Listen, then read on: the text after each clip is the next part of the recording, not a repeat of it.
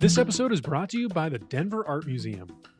Don't miss the opportunity to see The Stars We Do Not See, Australian Indigenous art at the Denver Art Museum through July 26th. This exhibition is the largest display of Australian Indigenous art ever presented in North America and offers a captivating, multi-layered experience featuring 130 works by 142 artists, drawn exclusively from the National Gallery of Victoria's world-leading collection. These works will introduce you to the art, resilience, and depth of the world's oldest continuous living culture. Visit denverartmuseum.org to purchase tickets today. That's denverartmuseum.org. This episode is brought to you by Blue Sky Plumbing. Want to score the ultimate home field advantage this summer? Blue Sky Plumbing is giving away a brand new big screen TV and gift cards to some of Denver's favorite local restaurants just in time for the season. Here's how to enter. If your HVAC system is 7 years or older, book a free HVAC install estimate by July 31st and you'll automatically be entered to win. Don't wait until your old system leaves you on the sidelines. Visit blueskyplumbing.com and check out all of their home field advantage offers for HVAC, electrical, and plumbing. That's blueskyplumbing.com. This episode is brought to you by the Water Lantern Festival, which is returning to Denver on July 10th, 11th, and 12th at the beautiful Carpenter Park in Thornton, Colorado. This family-friendly experience invites guests to gather by the water, decorate lanterns with personal messages of hope, remembrance, gratitude, or intention, and release them together at sunset. Tickets are available now at waterlanternfestival.com or the link in the show notes. That's waterlanternfestival.com. Welcome to CityCast Denver. I'm Bree Davies, and here's what Denver's talking about.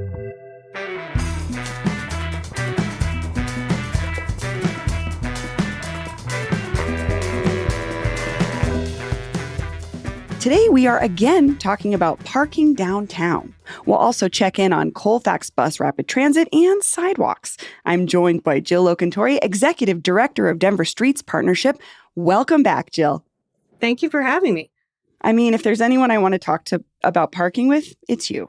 So I'm so glad. That's such a great compliment. I mean, I feel like the last time I talked to you might have been about parking, and you have all these great ideas for parking. So let me explain really quickly what the mayor's plan was, and then we're going to get into what you think about it. So last week, right before the primaries took over all the headlines, Mayor Mike Johnson announced a big new idea: $5 parking downtown. So this is a pilot program, and the cheaper prices are only available at certain times in certain lots, but he seemed very excited about it. And then after we talked to him about it on this show, we got lots of comments and questions, including some from you, Jill, with a different perspective. Jill, what was your reaction to Mayor Johnston's $5 parking plan? Well, what I found most distressing is the program was clearly designed to incentivize people to drive downtown to bars and restaurants to drink.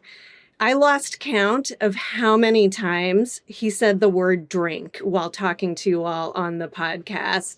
And at a moment when traffic fatalities are at a record level in Denver, and we know about a third of those involve people who have impairment from drinking, and just 2 weeks after there was a truly horrific drunk driving crash downtown that hit 3 women, one of whom is very seriously injured, it just seemed incredibly tone deaf and irresponsible for the mayor to be launching this initiative, encouraging people to drive downtown to drink. Yeah, and you're talking about this incident in Lodo a couple weeks ago where 3 women were in a crosswalk, I will say also, walking, and 3 of them were hit. One of them, I believe her name was Bella Gomez, was dragged underneath this driver's car. She is currently in ICU as of last reporting, so everybody survived. But I agree with you. This was a very strange angle to take for something that is already an issue here, right? I mean, concerns about pedestrian safety in general, but then you add drinking to it. What do you think? I mean, other than this just being a huge safety issue, what else do you think he could have focused on when presenting something like this to entice people to go downtown? I do think one aspect of the program that is actually helpful is encouraging people to use the app Spot Hero when they need to drive downtown and want to find a parking space.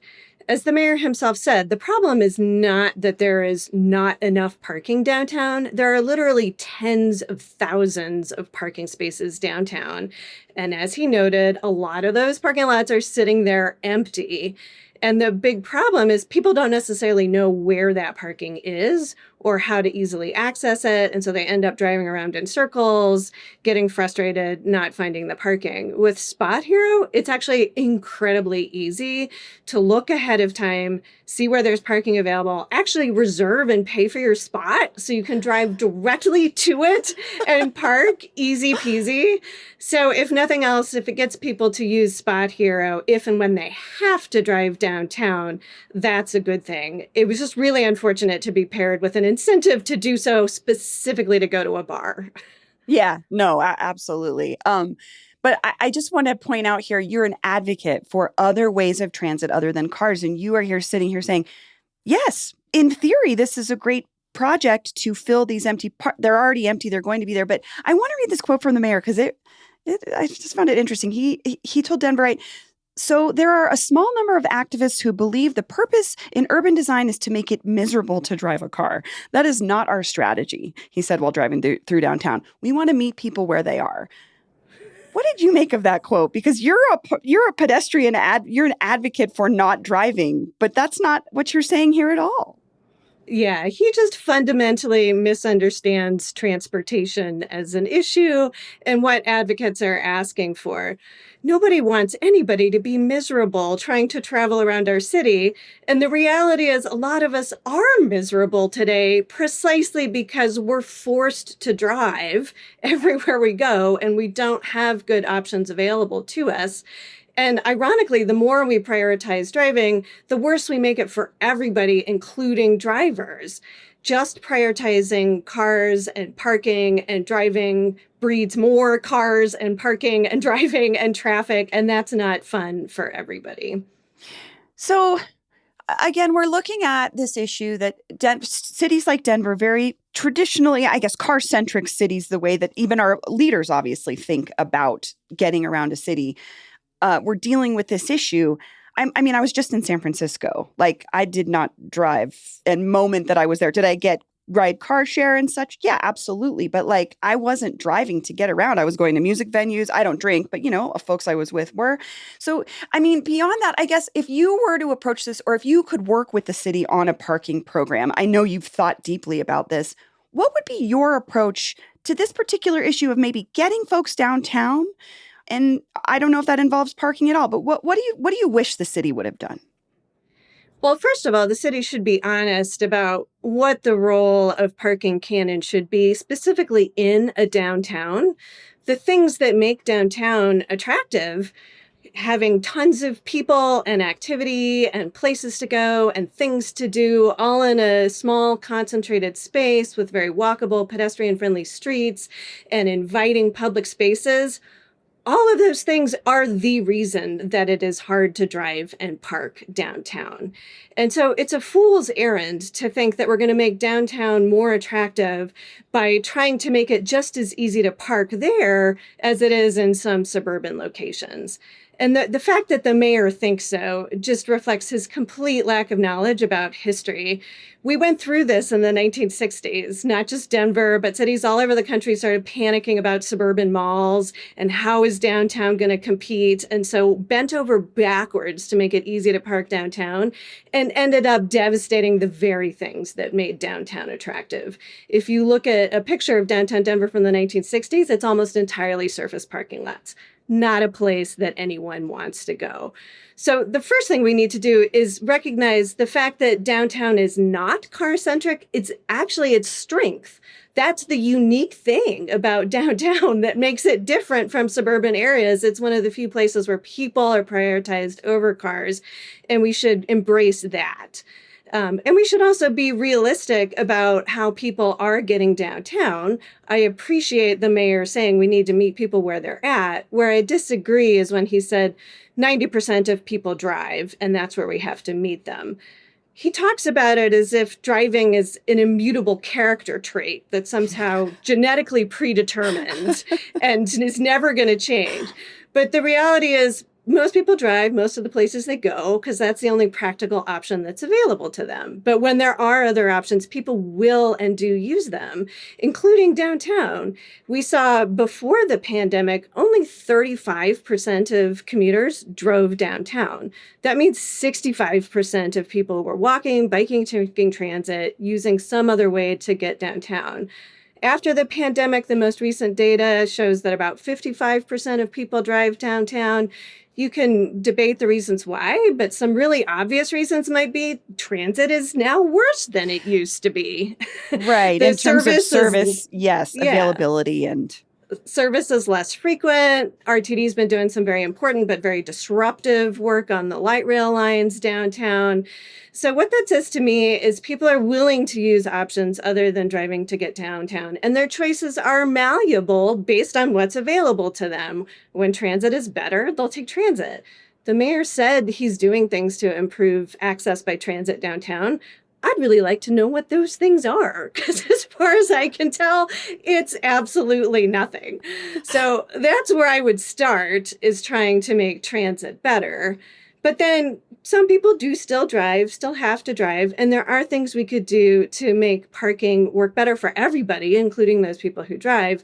As I mentioned earlier, number one is just help them find the parking spaces.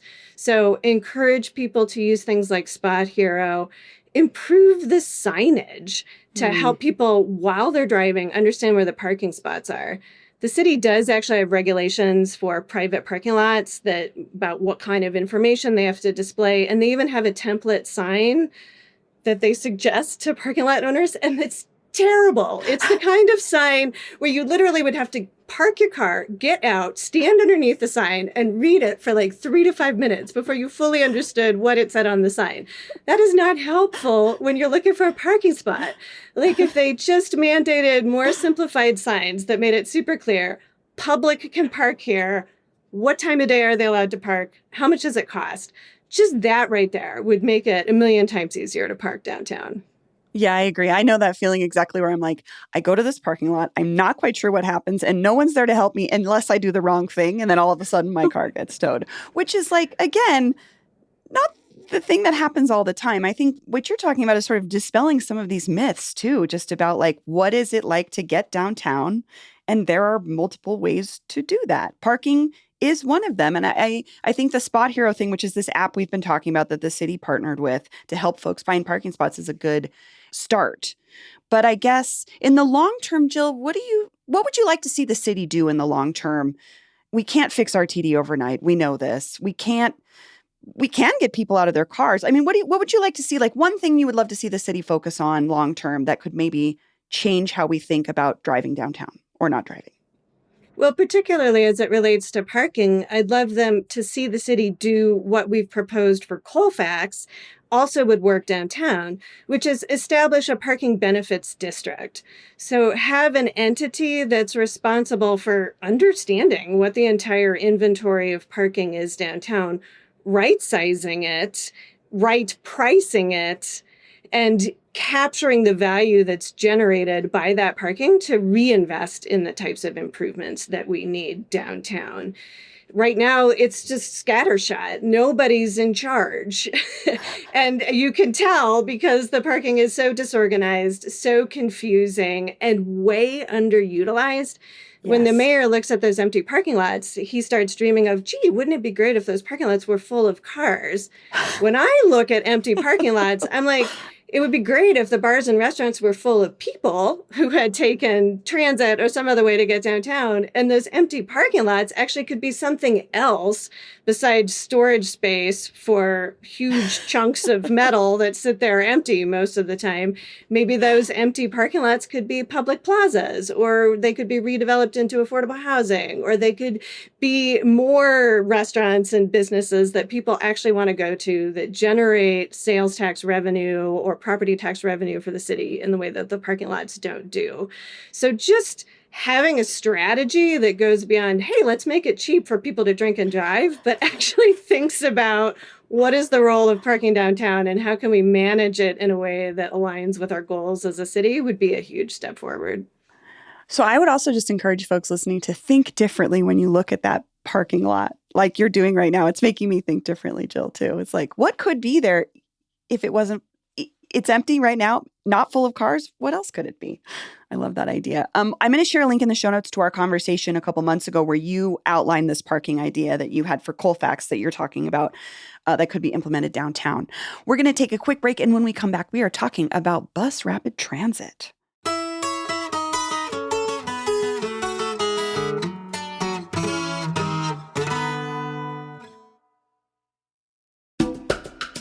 This episode is brought to you by Denver Botanic Gardens Chatfield Farms.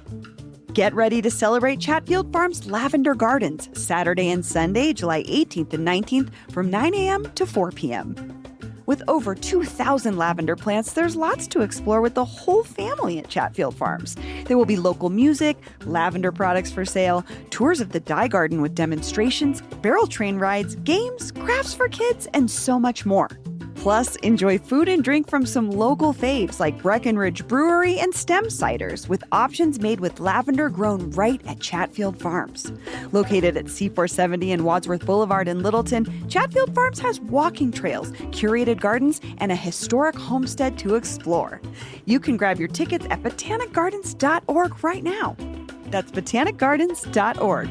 And just a note, tickets must be purchased in advance. This episode is brought to you by the Regional Air Quality Council. This summer, go wild for Front Range air quality. Ground-level ozone is created from pollutants like car exhaust. It's the Front Range's biggest air quality issue and a leading cause of respiratory problems. Try these simple steps for better air and save money this summer. Carpool and combine trips to save gas, take public transit, ditch the commute and work from home at least one day a week. And don't idle your car when you're parked at the trailhead or in the pickup line. And a big one, electrify your lawn and garden equipment and get 30% off at participating retailers. It's so much quieter and it's better for your lungs. This discount is available through 2029, but the benefits are instant. Want to know when it matters most? Sign up for summer ozone alerts by texting Better Air CO to 21000 or sign up for emails at the Simple Steps Better Air website.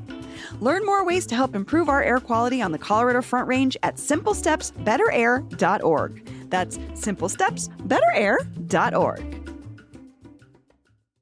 Okay, we are back. As Denverites look forward to an end of the massive bus rapid transit construction on Colfax, planners at the Colorado Department of Transportation are hard at work designing a possible BRT line for Colorado Boulevard.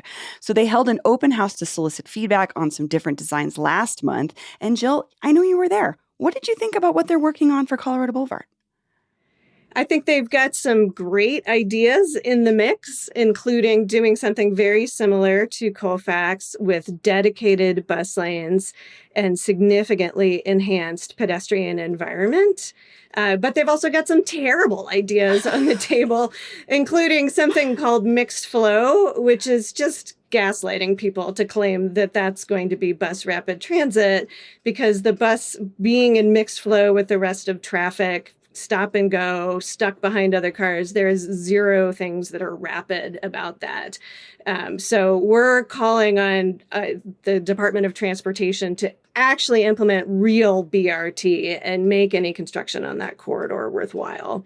The mixed flow thing you mentioned feels like what is already happening, right? Which is just buses stuck in the same traffic that cars are stuck in. Exactly. It's just traffic by another name. So a big conversation around these issues often is community outreach, feedback from the community. And Mayor Johnston told Colorado Matters, quote, "I want to make sure we really hear from all the residents on these corridors to know that they're deeply supportive before we go forward because it does have an impact." Jill, do you think the city and CDOT are doing an adequate job of reaching out to Denverites? The reality is you can never do enough. No matter how much outreach you do, you literally go door to door and you knock on everybody's door. Somebody is always going to say when construction starts happening, nobody I've never told heard me of this. about this. Exactly. So that's just a reality. And also to set the bar to say that 100% of people have to support a project before it moves forward means we would literally never do anything in this city. You never get 100% support for anything, especially when you're changing the status quo. And part of that is it's hard for people to imagine a street like Colorado Boulevard operating differently than it does today. And so when you're talking about making these really transformative changes, what you need to focus on is like, what do people say they want? And I think there's a lot of agreement about that. People want it to be safer to be on streets like Colorado Boulevard. They want it to be more aesthetically pleasing. They want it to be easier and more practical and more affordable to get to their destinations.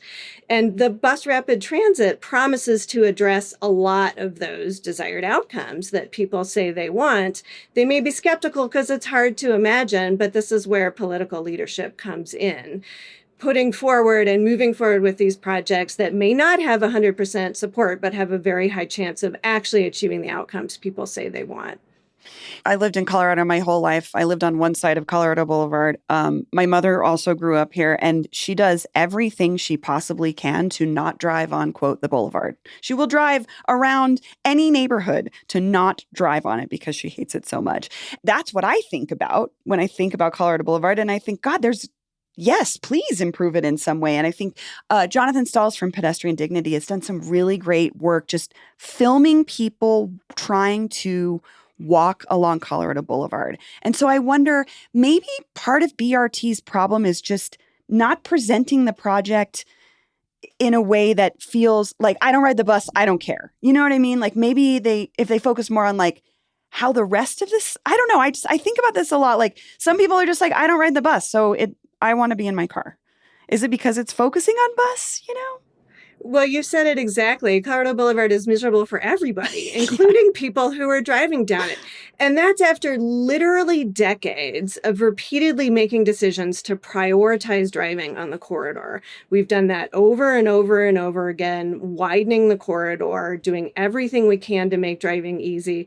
And guess what? Everybody still hates driving down the corridor. Yes. So maybe it's time to try something different by giving people the chance to opt out of traffic. And that will actually make it better for people who still need to drive on the corridor. And that's the part that's counterintuitive. But hopefully we will actually have an example once the Colfax BRT is up and running.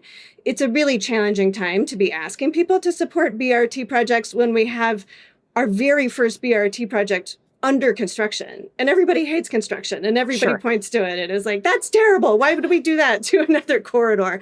But I'm very optimistic that once the BRT on Colfax is actually up and running, people will realize, wow, this actually works really well. It organizes the street in a much better way. It makes walking and taking transit so much better. It's going to be quieter on Colfax. And so if you're sitting on the patios and enjoying one of those drinks that you hopefully took transit to get to, it's going to be so much better. And people will finally be a little less skeptical that this could work on other corridors as well. And really the benefit of doing it on multiple corridors is you start getting a network that allows you to get from any part of the city to any other part of the city. And you aren't limited to just going up and down one street. So something I'm thinking about here, too, is Mayor Johnson recently told CPR that he would be surprised if we ever did a center running bus rapid transit again. Center running is the current how Colfax is laid out, which is where the bus runs along the center versus the sides of the streets. What do you think about his anti-center running plan? Because this has not been set in stone yet for Colorado Boulevard if they do it, right? We don't know exactly. They're still figuring out where it might go. Exactly. Yeah, his rationale for that was totally mysterious to me. It sounded like he was saying that doing center running BRT was the most disruptive during the construction phase for the adjacent businesses, which is just patently untrue. The most disruptive part of the Colfax BRT is actually the pedestrian improvements that are being made on the sides of the street directly adjacent to the business, doing things like widening the sidewalk, adding nice trees along the corridor, adding bulb outs at the corner that make it safer and easier for people to cross the street. That's actually what's been the most disruptive to the businesses. And if the bus lane is also directly in front of the business instead of the center of the street, it's going to be even more disruptive. So making this argument about what's disruptive with its construction versus not, it makes zero sense to me. And also just arguing against BRT because construction is disruptive, it just doesn't make any sense. Like, we have to build things in our city. We can't just let it decay and fall apart. We need to constantly be investing in infrastructure projects, and they are going to be disruptive. So let's figure out how do we mitigate that disruption rather than saying, that's it, we're done. We're never improving anything in the city ever again.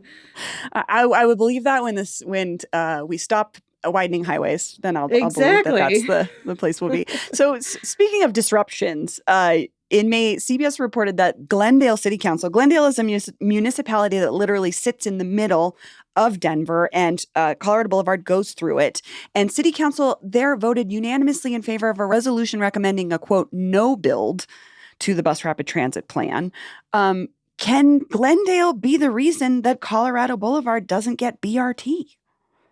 Well, they certainly shouldn't be. I mean, obviously, they should have a seat at the table and they should have a voice, but they represent one very small group of people in a corridor that serves tens of thousands of people, not just who live directly on the corridor, but who want to use it to get to frequent destinations. For example, the airport recently did an analysis of where people live who are flying in and out of the airport. And a surprisingly high number of them live near the Colorado Boulevard corridor. And so this is a really important corridor for people to be able to take transit to get to the airport. Why one tiny little group of people should be able to veto this benefit for the entire metro area, that shouldn't be the way things work. And I should say, I think Glendale's like a mile by a mile. It's not big, but it does have a big personality, I guess we could say. So really quickly, as we wrap up on this topic, do you know exactly where CDOT is in the process with the Colorado Boulevard BRT plan?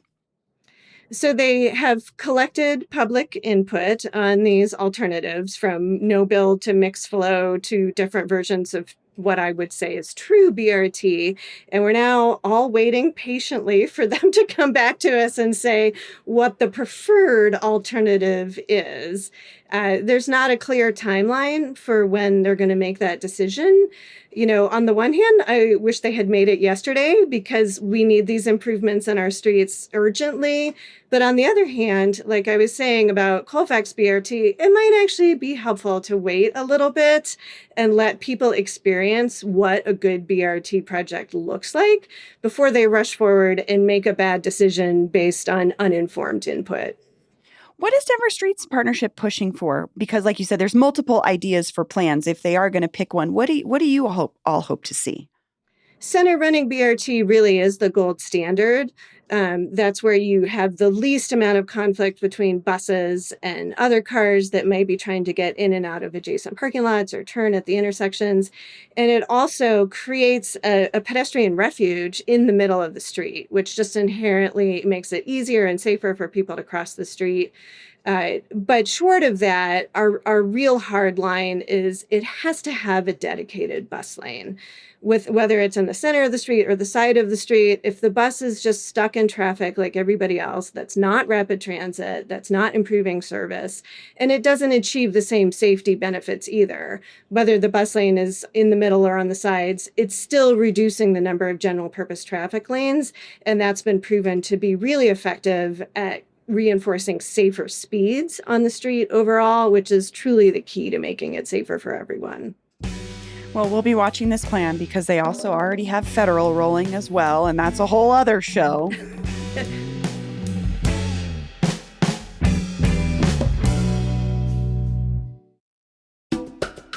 This episode is brought to you by Energy Outreach Colorado.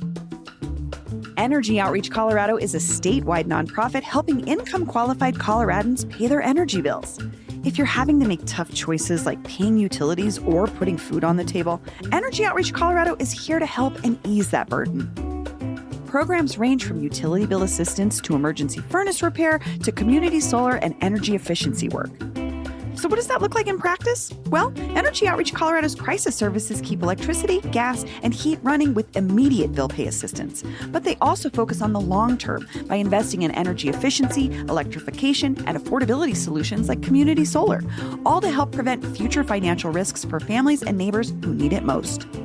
Learn how Energy Outreach Colorado is creating affordable energy solutions for Coloradans at energyoutreach.org. That's energyoutreach.org. This episode is brought to you by Cozy Earth.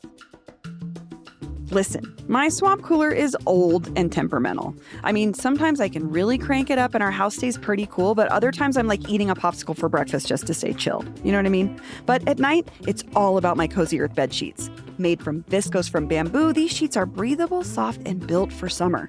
I'm not a person who can sleep without any covers on. I like a little bit, but even when it's supremely hot out there, my Cozy Earth sheets make sure I stay comfy and chill.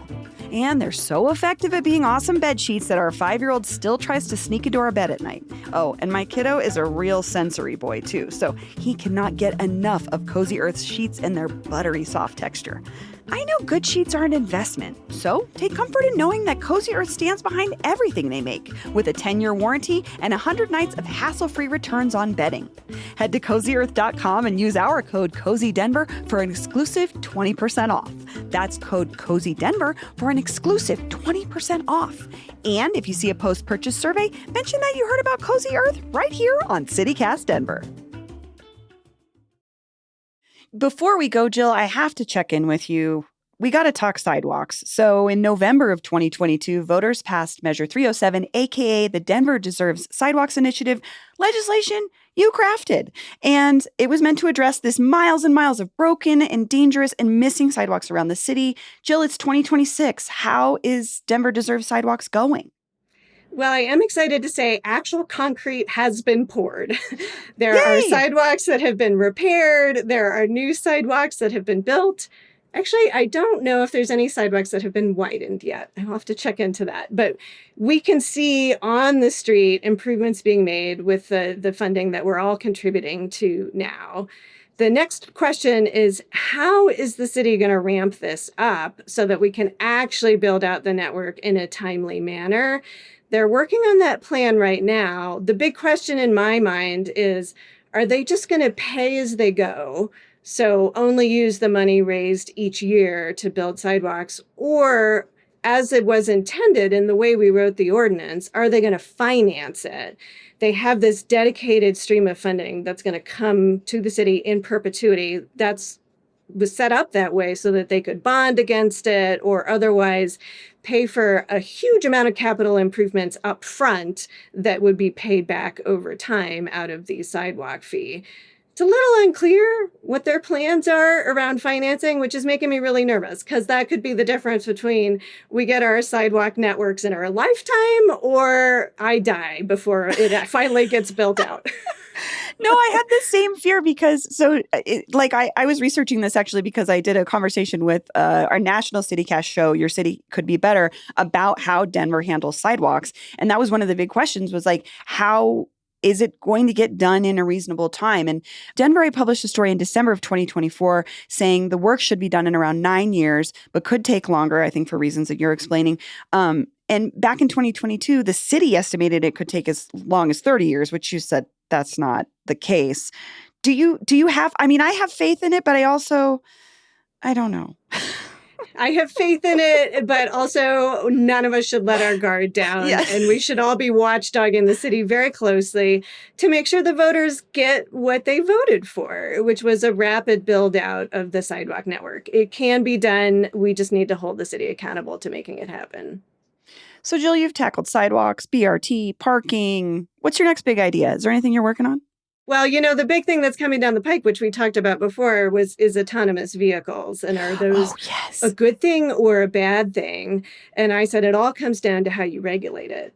And I was very interested to read this national organization, Families for Safe Streets, just came out with a framework for regulating autonomous vehicles. And their recommendation is to treat it like the airlines, to regulate them as an industry rather than individual drivers. And that's how we got to basically 0 deaths on commercial airlines per year.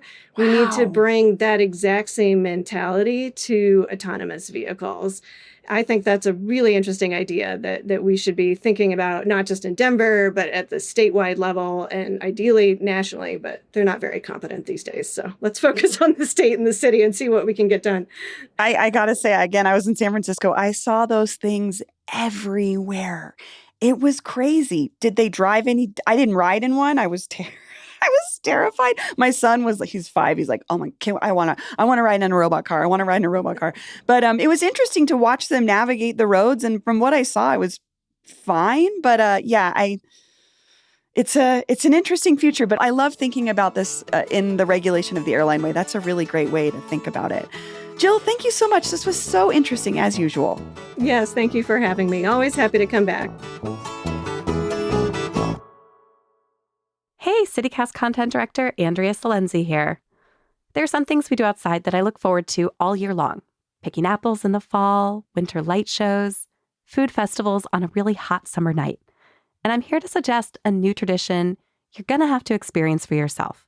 Releasing a glowing lantern into the water at sunset, right in the middle of your beautiful city, surrounded by hundreds of your neighbors doing the exact same thing. That's what I'm talking about today with Tess Rouser, the marketing manager for the Water Lantern Festival. Hey, Tess. Hi, Andrea. How are you? Oh, I'm so excited for folks to picture what this festival really looks like. So the Water Lantern Festival happens in cities all over the country. If you're hearing this, it's coming to your city soon. So for someone who's never been, what is it actually like to be there? The Water Lantern Festival isn't your typical festival. Yes, when you arrive, there are food trucks and local vendors. There's family activities, games going on, a scavenger hunt. It's very lively, fun, upbeat music going on. But the event definitely turns inward and more reflective as the night goes on. It really pivots and the music changes and the whole vibe changes. So it's almost the best of both worlds. Guests are encouraged to write on their lanterns, and everyone gathers by the water at sunset to release their lanterns. That's definitely the peak of the event. Watching hundreds or even sometimes thousands of lanterns on the water is incredibly peaceful and emotional. People often tell us that it's a moment that stays with them long after the night ends. So everyone who attends gets to personalize their own lantern before releasing it in the water. What have you seen people write or draw on their lanterns? Yes, so each ticket comes with a lantern that comes with everything you'll need for the evening. Your markers, the biodegradable paper that you can write on or design. And that's one of the most important parts of the event. People write, all kinds of things. Messages of love or hope or remembrance or gratitude, or sometimes people are setting intentions or goals for what they want to do that year. More of a personal story for me. I lost my nephew 3 years ago, and there was a lantern festival near me on his angelversary 2 years after. And it was the most incredible and meaningful experience that I was able to have with my family, where we came and remembered him and honored him and shared stories about him and released it onto the water in a glowing just moment of remembrance. But honestly, we see so many things. We see lots of proposals. There's nothing like seeing someone down on one knee proposing in front of just thousands of lanterns on the water.